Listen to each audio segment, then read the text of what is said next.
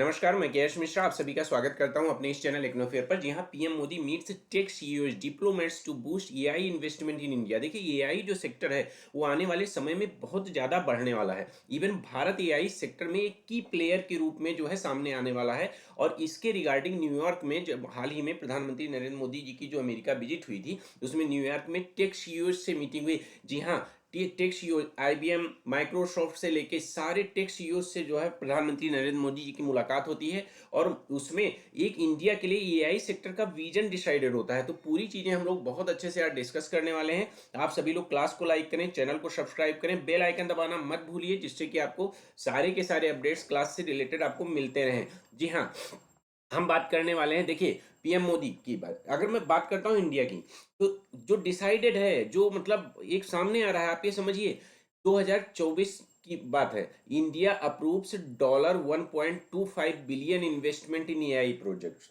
AI project में भारत ने 1.25 billion का इन्वेस्टमेंट प्रोजेक्ट अप्रूव किया। अब इसी के रिगार्डिंग इसको और ज्यादा आगे बढ़ाने के लिए, एआई सेक्टर में आगे बढ़ने के लिए, जनरेटिव एआई का पर फोकस करने के लिए, एथिकल एआई पर फोकस करने के लिए, एक ऐसा फ्रेमवर्क डेवलप करने के लिए जिसमें एथिकल एआई और जनरेटिव एआई को आगे बढ़ाया जा सके। एआई में देखिए, आप सभी जानते हैं कि एआई में किस तरह के फ्रॉड्स हो रहे हैं। ठीक है, किस तरह से जो है मतलब एआई सेक्टर में पता चलता है। दो लोग अभी हाल ही में, जैसे आपने देखा था कि प्रधानमंत्री नरेंद्र मोदी जी और जो है जो इटली के प्रधानमंत्री हैं, उनका जो है एक अजीबो गरीब जो है वीडियो बना के वायरल किया जा रहा था। दो नॉर्मल लोग खड़े होते हैं जो एक दूसरे को जानते भी नहीं है, उनको जो है उनको किस करते हुए दिखाते हुए इसके बाद उनके वीडियो वायरल किए जा रहे हैं। और यहाँ तक कि क्या किया जा रहा है, उनकी फैमिलीज को फिर उसी वीडियो के बिहाफ पर जो है ब्लैकमेल किया जाता है, उनसे पैसे मांगे जाते हैं, बहुत सारी चीजें हैं। तो प्रधानमंत्री नरेंद्र मोदी जी चाहते हैं कि एक ऐसा प्लेटफॉर्म, एक ऐसा फ्रेमवर्क ग्लोबल बनाया जाए जो इन सभी चीजों को हैंडल कर सके, इन सभी चीजों को रेगुलेट कर सके। अदरवाइज एआई जहां हमारे लिए बहुत ज्यादा बेनिफिट है, वहां पे अगर हमने इसको रेगुलेट नहीं किया तो ये हमारे लिए बहुत ज्यादा खतरनाक हो सकता है। ठीक है, आप देखेंगे इसमें जैसे प्रधानमंत्री नरेंद्र मोदी जी की, आप देखिए जो है क्या कहते हैं, इस तरह से सीईओ से मुलाकात हुई है। ठीक है, सत्या नडेला हो गए या सुंदर पिचाई हो गए, इस तरह से अशोक सिक्का हो गए, इस तरह से कई सीईओज के साथ इनकी मुलाकात हुई है। और पीएम मोदी की ये जो न्यूयॉर्क में टॉक हुई है, बहुत सारे देखिए, सारे आपको सीईओज दिख रहे होंगे प्रधानमंत्री नरेंद्र मोदी जी के साथ में और पीछे। तो ये सभी एक जो बातचीत हुई है, वो बातचीत आपके लिए बहुत ज्यादा इंपॉर्टेंट है। मैं उस बातचीत को कि क्या डिसाइडेड हुआ है एआई सेक्टर में, और भारत एआई सेक्टर में किस तरह से एक जॉब क्रिएटर बनने वाला है। क्योंकि यहाँ की पॉपुलेशन आप जानते हैं, अगर उस पॉपुलेशन को एमआईटी जैसे इंस्टीट्यूट आके और उसको एआई सेक्टर में एआई स्किल्ड कर दें, ऐसे में आप समझिए कि भारत का टेक्नोलॉजिकल एडवांसमेंट कितना होने वाला है। इन सभी चीजों को आप बहुत डिटेल से समझिए। यहाँ तक कि माइक्रोसॉफ्ट ने क्या डिसाइड किया है कि to invest $3 billion to expand AI capacity in India. भारत में एआई कैपेसिटी को बढ़ाने के लिए $3 बिलियन का इन्वेस्टमेंट करने के लिए माइक्रोसॉफ्ट रेडी हुआ है। ये सिर्फ डेटा जो है वो माइक्रोसॉफ्ट का है। सारे टेक सीईओज ने हैं इसमें भारत की जो लोकल टेक कंपनी है उनके साथ कोलेबोरेशन के लिए बात की है। अब अगर सपोज दैट एक कोलेबोरेटिव इनोवेशन फ्रेमवर्क बनाया जाता है कि हम टेक्नोलॉजिकल एडवांसमेंट करेंगे एआई सेक्टर में, तो ऐसे में भारत में बहुत ज़्यादा बेनिफिट होने वाला है। याद रखिए, क्या आने वाले भविष्य में एआई सेक्टर में, टेक्नोलॉजिकल टेक सेक्टर में बहुत ज़्यादा इनोवेशन होने वाला है, बहुत ज़्यादा जॉब क्रिएशन होने वाला है। तो the meeting established a strategic vision for India and the US to co-create advanced technological in ethical AI responsible innovation. ध्यान दीजिएगा, यहां पर बात कर रहे हैं ethical AI responsible innovation, while positioning India as a की player in the global tech ecosystem. जो ग्लोबल टेक इकोसिस्टम है उसमें भारत को ये सभी कंपनियां मिलकर एक की प्लेयर के रूप में देखती हैं। ठीक है, यूएस इसमें जो है सहयोग करेगा जिससे कि यहाँ पर टेक्नोलॉजिकल एडवांसमेंट हो सके, एथिकल एआई को बढ़ावा दिया जा सके। क्योंकि ये एक बात ध्यान रखिएगा, एथिकल एआई बहुत ज़्यादा जरूरी है। और साथ में हम अभी गवर्नमेंट इनिशिएटिव की भी बात करेंगे कि किस तरह से जो है भारत में एथिकल एआई को बढ़ाने के लिए और जनरेटिव एआई पे काम करने के लिए। देखिए, आप ध्यान दीजिए, जनरेटिव एआई भाई, एआई का काम अगर हम अपने जनरेशन में करेंगे, मतलब चीजें चीजों को जनरेट, मतलब जनरेटिव एआई का मतलब प्रोडक्टिविटी है, प्रोडक्टिव एआई। अगर हम प्रोडक्टिव एआई की तरह करते हैं तो ये बहुत ज्यादा जो है इंडिया की इकोनॉमी को बूस्ट करने वाला है। ठीक है, ध्यान दीजिएगा। देखिए, artificial intelligence has attracted a great deal in interest in recent year. अगर पिछले कुछ सालों की मैं बात करता हूं तो आर्टिफिशियल इंटेलिजेंस ग्लोबली उसने इंटरेस्ट जो है अट्रैक्ट किया है, और पूरी दुनिया में लोग आर्टिफिशियल इंटेलिजेंस को आगे बढ़ाने के लिए काम कर रहे हैं। ठीक है, उससे बहुत ज़्यादा आप देखिए, India is eyeing global leadership in AI. Bharat क्या चाहता है कि एआई सेक्टर में एक ग्लोबल लीडरशिप बने, जो पूरी तरह से जो एआई से संबंधित चीजें उनको गवर्न करे, उनको रेगुलेट करे। क्योंकि अगर ये नहीं होगा तो ना तो हम एथिकल एआई को बढ़ावा दे पाएंगे, ना हम जनरेटिव एआई को यानी प्रोडक्टिव एआई को बढ़ावा दे पाएंगे। हम क्या क्या होगा, हमारे यहाँ एआई का मिसयूज ज्यादा होगा। अगर इसलिए ये बहुत ज़्यादा ज़रूरी है कि ग्लोबली अगर हम एआई का मिसयूज रोकना चाह रहे हैं तो हमें क्या करना है, हमें ग्लोबल लीडरशिप को बढ़ावा देना है। हम लोग चूक जाते हैं। हमारा हम एआई एआई आजकल इस तरह से काम कर रहा है, एआई से हैकिंग, मतलब एथिकल एआई ना होके हैकिंग एआई बन चुका है। आपके अकाउंट साफ हो जाते हैं, आपके पर्सनल डेटा जो है बेच दिए जाते हैं। ठीक है, आप ये समझिए कि एआई आज की दुनिया में आपके एक एक, आप कहाँ शॉपिंग कर रहे हैं, आप कहाँ जा रहे हैं, किस रेस्टोरेंट में खाना खा रहे हैं, हर चीज़ पर एआई की नज़र है। ऐसे में ये बहुत ज़्यादा ज़रूरी है कि हम एक ग्लोबल लीडरशिप जो है फ्रेमवर्क इसमें बनाएं। ठीक है, अब भारत क्या चाहता है, भारत इसी एआई को एक जेनरेटिव एआई के रूप में जो है इस्तेमाल करना चाहता है, जेन जेन एआई। ठीक है, अब जेन एआई कैसे भारत की इकोनॉमी को इम्पैक्ट करेगा, कहाँ कहाँ देखिए, अगर जेनरेटिव एआई जो है इस तरह से टेक्नोलॉजिकल एडवांसमेंट से भारत में इम्प्लीमेंट होता है अच्छे से, तो ये बिजनेस एंड फाइनेंशियल सर्विसेज में भी काम करेगा बढ़िया से। हेल्थ केयर सेक्टर को बहुत ज़्यादा बूस्ट कर देगा, रिटेल मार्केट भारत की बूस्ट होगी, एजुकेशन सेक्टर में भी जो है एक जो है आपको बहुत ज़्यादा बूस्ट देखने को मिलेगा, ट्रांसपोर्टेशन एंड लॉजिस्टिक में भी, इन सभी सेक्टर्स में भारत जो है जेनरेटिव एआई का इस्तेमाल करना चाहिए।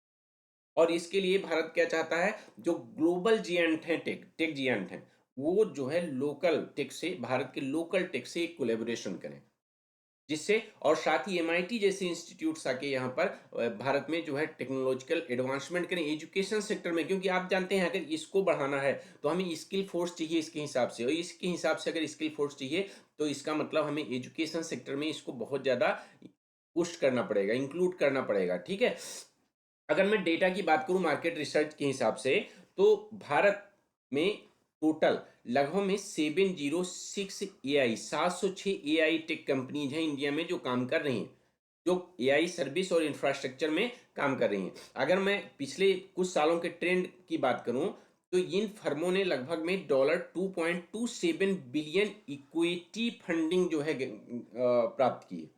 $2.27 की इक्विटी फंडिंग प्राप्त की है। ये जनवरी 8, यही 2025 में इसी जनवरी 8 का डेटा है, न्यूज है। ठीक है, अब देखिए इसके अलावा अगर मैं जनरेटिव एआई की बात करता हूं तो generative AI is expected to add $359 to $438 billion to India GDP in 2930। मतलब अगर 2930 तक केवल ये जनरेटिव एआई की बात करें तो ये भारत की जीडीपी में लगभग में $359 से $438 बिलियन के बीच में ऐड कर सकती है। और यही नहीं, इसमें जो एनुअल ग्रोथ है, एनुअल ग्रोथ में भी ये लगभग में 1% के आसपास में कंट्रीब्यूट करेगी। ये 2029-30 की बात की जा रही है, ध्यान देना। और आगे कुछ सालों की बात करें, जैसे over the next 7 years AI could contribute between $1.2 trillion to $1.5 trillion in the economy. ठीक है, and it will make India a key player in the tech, AI tech. ध्यान रखिएगा इस चीज को, ये बहुत बढ़िया जो है आपके सामने डेटा रख रहा हूँ, ध्यान दीजिएगा। अगर मैं नेस्कॉम की रिपोर्ट की बात करता हूँ तो नेस्कॉम की एक रिपोर्ट के हिसाब से India's AI market is projected to touch $17 billion by 2027। 2027 तक यही जो है मतलब नेस्कॉम की रिपोर्ट के हिसाब से $17 बिलियन की मार्केट हो सकती है जो है एआई मार्केट इंडिया में। ठीक है, इंडिया की एआई मार्केट, ध्यान रखिएगा। अब इसलिए इंडिया की भाई ऑब्वियस सी बात है, अगर हमें एआई सेक्टर को इंडिया में इस तरह से इम्प्लीमेंट करना है तो गवर्नमेंट की स्ट्रेटजी, गवर्नमेंट की इनिशिएटिव भी होने चाहिए, और उसके लिए गवर्नमेंट ने कुछ इनिशिएटिव लिए हैं। ठीक है, गवर्नमेंट ने कौन से इनिशिएटिव लिए हैं, ध्यान से देखिए। जैसे इसने जो है नेशनल स्ट्रेटजी फॉर एआई बनाया, भारत ने, भारत की बात है। दूसरा, एक टास्क फोर्स का गठन किया उन्होंने एआई, और तीसरा digital personal and data protection act 2023 जो आया है उसमें एआई से संबंधित जरूरी प्रावधान किए गए हैं। ये भारत के एफर्ट हैं। ठीक है, और भारत चाहता क्या है ये ध्यान रखिएगा। अभी मैं बताऊं, देखिए ये हमारी वित्त मंत्री है निर्मला सीतारमण जी। अभी की अगर मैं बात करूं तो अभी क्या होने वाला है, अभी जो बजट हमारा आने वाला है 1 फरवरी को, उस 1 फरवरी के बजट में ये बहुत बड़ी उम्मीद की जा सकती है, जा रही है कि आपके एआई से संबंधित बहुत बड़ा बदलाव उस बजट में देखने को मिलेगा। उम्मीद की जा रही है कि एआई सेक्टर्स के लिए अलग से फंड आवंटित करने की उम्मीद की जा रही है इस बार के बजट में। ध्यान रखिएगा इस चीज को। और बजट इस बार जो है ध्यान से, हालांकि मैं बजट एनालिसिस तो करूंगा ही अपने इस चैनल पे, लेकिन इस चीज को ध्यान रखिएगा कि ये बहुत बड़ी उम्मीद है कि एआई सेक्टर को जगह देने दी जाने वाली है इस बार के बजट में। ठीक है, अब देखो आखिरकार हमारे जो प्रधानमंत्री हैं उसका उनका विजन क्या है, भारत का विजन क्या है एआई सेक्टर को लेकर। Prime minister Modi has a clear vision for India's technological advancement, emphasizing importance of international investment and collaboration in emerging technology to drive economic growth। अगर एआई सेक्टर में और बाकी वैसे भी भारत इकोनॉमिक ग्रोथ करना चाहता है तो क्या प्रधानमंत्री का एक क्लियर विजन है कि हमें क्या करना है, हमें टेक्नोलॉजिकल अगर एडवांसमेंट करना है तो इसके लिए ये जरूरी है कि हमें इंटरनेशनल इन्वेस्टमेंट मिले और साथ ही जो ग्लोबल टेक जियंट हैं वो यहाँ के लोकल के साथ में क्या करें, लोकल टेक के साथ में कोलेबोरेशन करें। अब अगर जो टेक लीडर्स हैं, टेक लीडर्स ने क्या किया है, जो सीईओज ऑफ टेक लीडर्स की जो मीटिंग हुई है, जैसे गूगल और आईबीएम को भी मैं इंक्लूड करता हूँ, इस तरह की जितनी टेक्नोलॉजिकल जो भी टेक हैं उन्होंने क्या कहा है, उन्होंने हाईलाइट किया है, highlighted their commitment to investing in India. भारत में इन्वेस्ट करने के लिए अपने कमिटमेंट को हाईलाइट किया है। और किस पे फोकस करते हुए, focusing on AI, digital transformation and semiconductor manufacturing to enhance the local tech ecosystem.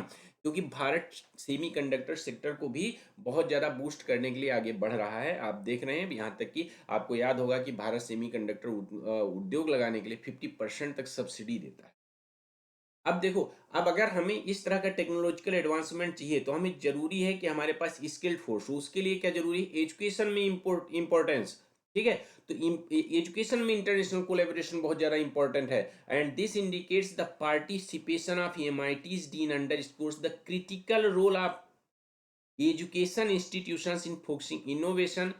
ठीक है, bridging the gap between industry and academia to support technological advancement in India.